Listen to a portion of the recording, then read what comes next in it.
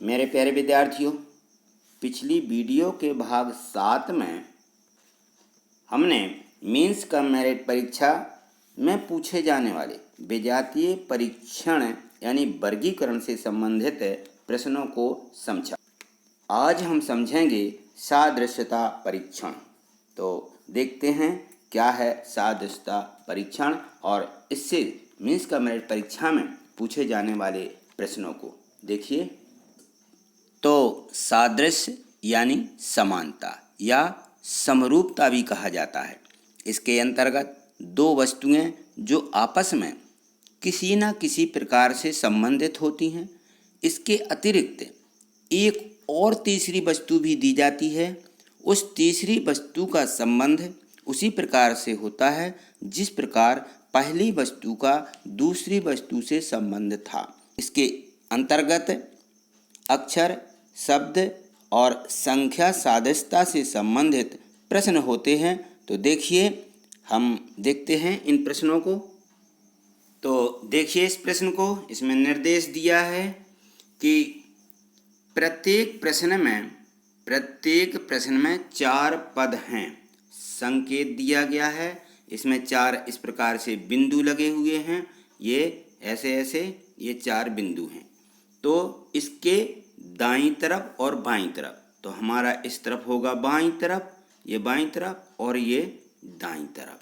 तो बाईं तरफ और दाईं तरफ, तो बाएं ओर के 2 पदों में वह समानता है जो ये संकेत दिया गया है कि दाईं ओर यानी इस तरफ के 2 पदों में है।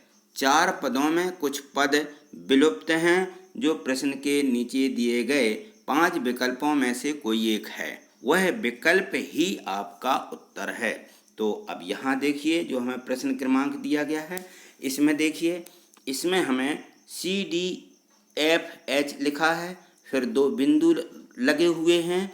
तो इसका संबंध यहाँ पे दूसरी वस्तु से था, तो वह वस्तु हमें नहीं लिखी गई है।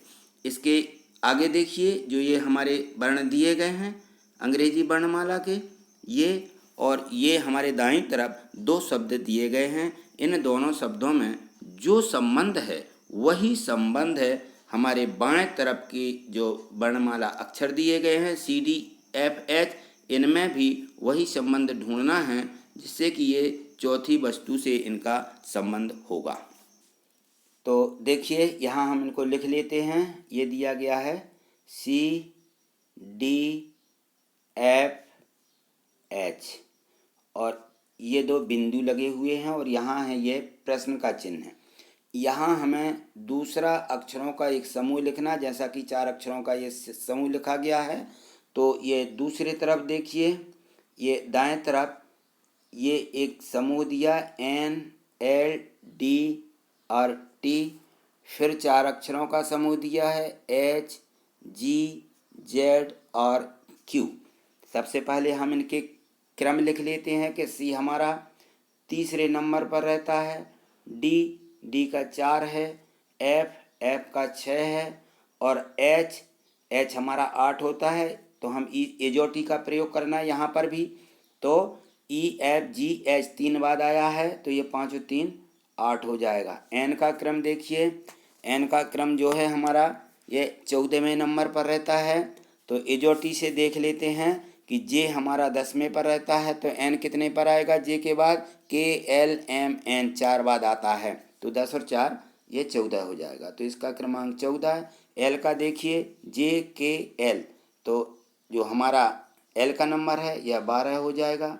D का नंबर 4 और T20 यानी इसका नंबर हमारा 20 होता है। तो इस प्रकार से हमने ये इनके क्रम लिखिए हैं। अब H का देखिए EFGH, H का भी लिखा, ये 8 होता है, ये हमने 8 लिख लिया। और G का EFG, तो ये 7 पे आ जाएगा, इसका क्रमांक 7। और Z का मालूम है 26 होता है। और Q देखिए OPQ, O के बाद हमारे 2 अक्षर बाद आया, तो Q का क्रमांक हो जाएगा 17। ये हमने यहाँ 17 लिख लिए। अब हमें इनमें संबंध देखना है, तो हमारा जो संबंध निकालना है हमें, यहाँ जो हमारा बाएं तरफ के अक्षर हैं इनका यहाँ पे हमें संबंध निकालना कि ये कितने अक्षर बाद यहाँ आएगा। तो जो संबंध दाएं तरफ दिया है वही संबंध हमें बाएं तरफ भी निकालना है। तो अब हम इनका क्रम देखते हैं कि n के बाद यहाँ पे h कितने क्रम बाद आया है। तो ये देखिए, जैसे हम n से चलते हैं तो n के बाद h आना चाहिए था। तो ये हमारा उल्टा क्रम होगा कि यदि हम n से उल्टे चलें, उल्टी दिशा में चलते हैं, तो उल्टी दिशा यानी विपरीत दिशा होती है। तो यदि हम विपरीत में चलते हैं तो हम क्या करते हैं, संख्याओं को घटाते हैं। और यदि सीधी दिशा में चलते हैं तो हम अंकों को जोड़ देते हैं, तो हमें आगे आने वाला अक्षर मिल जाता है। तो n से हमें उल्टा चलना है, तब हमें वर्णमाला में h मिलेगा। तो चलिए हम यहाँ देख लेते हैं कि h से हम सीधा पढ़ लें कि कितने अक्षर बाद h आया है। तो हम देखेंगे h के बाद I J K L M N 6 अक्षर बाद आया है। n से उल्टा चलने पर तो हम इनके क्रम लिखेंगे कि ये पहले ऋण 6 आया। G के बाद देखिए L कितने बाद आता है, तो G H I J K L 5 आया। तो इसको लिख लेंगे कि ये ऋण 5 अक्षर बाद आया है। इसके बाद Z देखिए, Z के बाद D, तो Z से हमें सीधे चलना, Z के बाद हम इस तरफ आ जाएंगे आगे, क्योंकि Z के आगे हमारे अक्षर नहीं होते तो हम A आ जाएंगे। Z से हम सीधे चलेंगे पहले ऐसा। तो Z के बाद A B C D 4 आया, तो इसको लिखेंगे ऋण 4। और Q के बाद T देखिए, तो Q से चलना हमें, Q से O यानी QRST 3 बाद आया है। ये हमें अक्षर कितने, ये 3। तो ये हमें इनके क्रम मिल गए। यदि हम इन क्रमों पर ध्यान देते हैं कि यदि हम 14 में से 6 घटाएं तो हमें 8 मिलेगा, और 8वें नंबर पर 6 में से वो 14 में से 6 घटाइए तो हमें 8 मिल जाएगा। इस तरफ से 8वां माने हमें 8 धन का मिला, तो इजोटी से 8वें नंबर पर h होता है, हमें ये h मिल जाएगा। यदि हमारा यहाँ पे 12 दिया है, l का 12 नंबर है, 12 में से 5 घटाते हैं तो हमें 7 मिलेगा, और ये जो 7 है ये जी का क्रमांक होता है। तो हमें इस प्रकार से आगे आने वाले अंक मिल जाएंगे। तो यहाँ देखिए, अब हम इनको यदि 4 में से 4 घटाते तो 0 मिलेगा। 0 यानी हमारा Z जो आखिरी अक्षर होता है वह हमें लिखना है। तो जब भी हमें 0 मिलता है तो 0 हमें Z यानी 0, Z का क्रमांक घटाने में 0 होगा।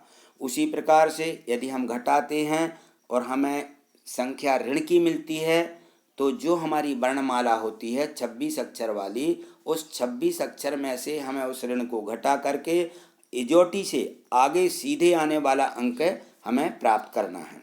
तो यहाँ देखिए, अब हम यहाँ पे इनको घटाते हैं। 3 में से आगे आने वाला अंक मिलना चाहिए, 6 घटाएंगे क्योंकि हमने ये क्रम प्राप्त कर लिया है।